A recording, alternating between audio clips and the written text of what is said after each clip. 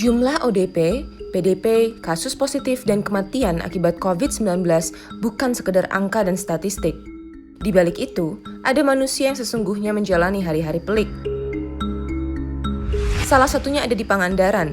Kepala Dinas Kesehatan Kabupaten itu, Yani Ahmad Marzuki menjelaskan, pada pertengahan Maret lalu seorang laki-laki di Jakarta mengalami demam. Kemudian ia pulang ke rumah istrinya di Mangunjaya, Pangandaran. Kepada petugas kesehatan di Puskesmas Mangunjaya, dia mengaku pernah berkontak dengan pasien COVID-19 saat di Jakarta. Pihak puskesmas pun bergegas menghubungi rumah sakit. Rumah sakit Banjar bilang ruang isolasinya penuh, sedangkan rumah sakit Ciamis dan rumah sakit Tasikmalaya tidak mengangkat telepon. Lampu hijau kemudian diberikan Rumah Sakit Siaga Medika Banyumas, Jawa Tengah. Namun, sesampainya di sana, pihak rumah sakit ketakutan sebab petugas medis dari Pangandaran mengenakan APD lengkap. Siaga Medika mengatakan belum bisa merawat suspek COVID-19. Pasien ini lantas dibawa ke Rumah Sakit Umum Daerah Banyumas. Tapi di tengah jalan, pasien minta pulang ke rumahnya di Cilacap hingga ia ditangani puskesmas setempat lalu dirawat di Rumah Sakit Umum Daerah Cilacap. Kasus Pangandaran ini menggambarkan betapa genting infrastruktur kesehatan di Indonesia kala menghadapi pandemi. Dibanding negara-negara lain yang terkena corona, Indonesia bisa dibilang miskin rumah sakit. Sekitar 1 tempat tidur rumah sakit di Indonesia itu untuk melayani 1.000 penduduk. Sementara di Amerika Serikat, setiap 1.000 penduduk ada 2,77 tempat tidur, dan di Korea Selatan ada 12,77 tempat tidur.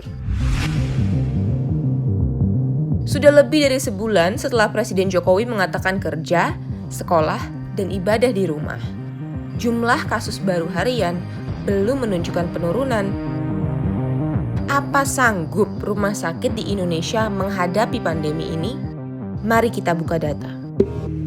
Pemerintah telah menetapkan 132 rumah sakit rujukan COVID-19.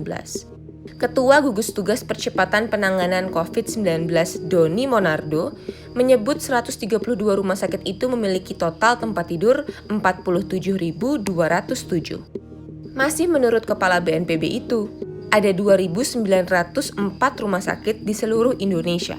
Total tempat tidur di semua rumah sakit itu sebanyak 321.704. Sebagai pembanding, bersama Indonesian Data Journalism Network, kami juga menambang data yang tersedia di Sistem Informasi Rawat Inap dan Sistem Informasi Rumah Sakit. Beda datanya tidak begitu jauh dengan yang disampaikan Doni Monardo. Ada 2.899 rumah sakit di Indonesia dengan total 276.525 tempat tidur. Di 132 rumah sakit rujukan, ada 43.229 tempat tidur. Untuk sekarang, seluruh tempat tidur di 132 rumah sakit rujukan saja akan cukup untuk menampung semua pasien positif COVID-19. Tentu itu dengan asumsi semua tempat tidur digunakan untuk pasien COVID-19. Tapi kenyataannya rumah sakit tidak hanya melayani pasien COVID-19. Anggap tiap rumah sakit menyediakan maksimal 50% tempat tidur mereka untuk pasien COVID-19, sementara sisanya untuk pasien berpenyakit lain. Artinya, di 132 rumah sakit rujukan hanya tersedia sekitar 23.600 tempat tidur. Jumlah ini pun masih cukup untuk menampung semua pasien COVID-19 saat ini. Ya, itu kabar baiknya. Kabar buruknya, banyak penelitian menunjukkan jumlah kasus positif COVID-19 di Indonesia yang disampaikan per hari oleh pemerintah hanya sebagian kecil dari banyak kasus infeksi COVID-19 yang tidak terdeteksi. Salah satu kajian dibuat tim dari Fakultas Kesehatan Masyarakat Universitas Indonesia. Tim ini memprediksi bila hanya diterapkan pembatasan berkerumun dan masyarakat diminta pembatasan sosial secara sukarela, pada awal Mei 2020 jumlah pasien COVID-19 yang dirawat di rumah sakit mencapai puncaknya, yakni sekitar 550 ribuan pasien.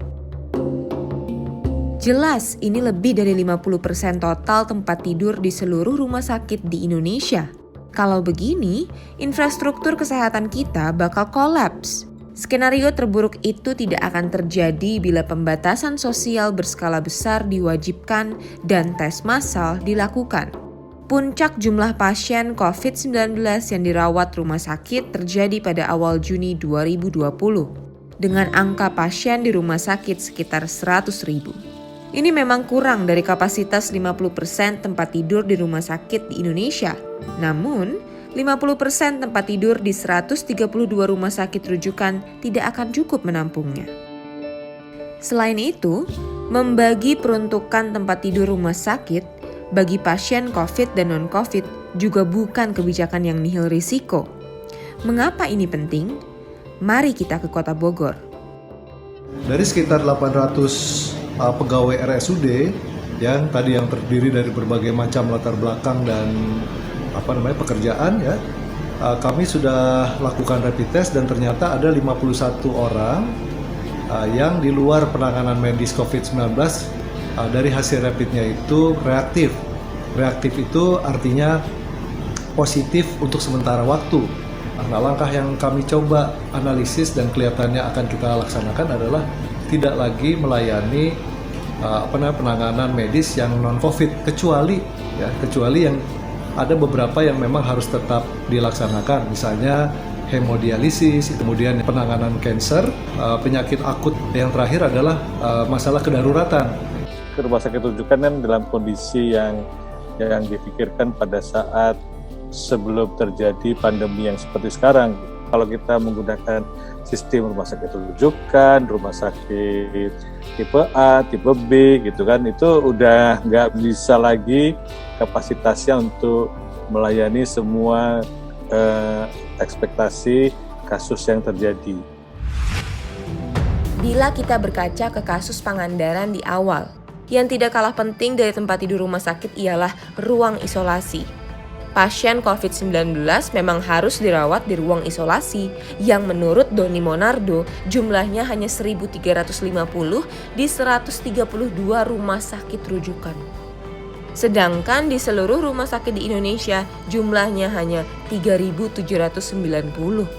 Sedangkan jumlah ventilator yang amat dibutuhkan pasien COVID-19 yang sakitnya parah hanya berjumlah 8.158.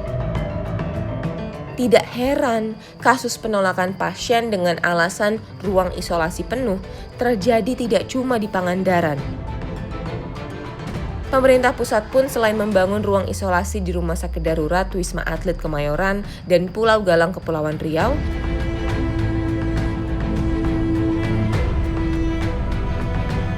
juga telah mengedarkan panduan untuk membuat ruang isolasi mandiri di rumah. Keterbatasan ruang isolasi itu pun disiasati dengan beberapa daerah menyulap ruang tempat tidur biasa menjadi ruang isolasi. Masalahnya, berapa banyak total ruang isolasi inisiatif ini? Apakah benar-benar dapat menjawab kebutuhan di situasi paling buruk sehingga tak ada lagi pasien corona ditolak rumah sakit? Jadi kalau memang kapasitas rumah sakit kita terbatas dan kemampuan testing kita terbatas, tidak ada pilihan lain, PSBB dilakukan dengan ketat dan dilakukan di seluruh wilayah Indonesia dengan target-target yang jelas. Selain itu, pemerintah perlu menunjuk beberapa rumah sakit untuk menjadi rumah sakit khusus yang hanya menangani pasien COVID-19. Karena rumah sakit jadi tempat paling rawan penularan COVID-19 baik ke tenaga medis pun ke pasien non-COVID. Kalau kita membuat rumah sakit khusus COVID, kan, hanya melayani pasien COVID, maka semua tempat tidurnya kita bisa pakai. Tidak perlu ada ruang isolasi lagi karena satu rumah sakit menjadi rumah sakit karantina. Wabah COVID-19 di Indonesia masih jauh dari kata pulih. Tanpa didukung fasilitas layanan kesehatan dan data yang memadai, perang melawan corona muskil dimenangkan.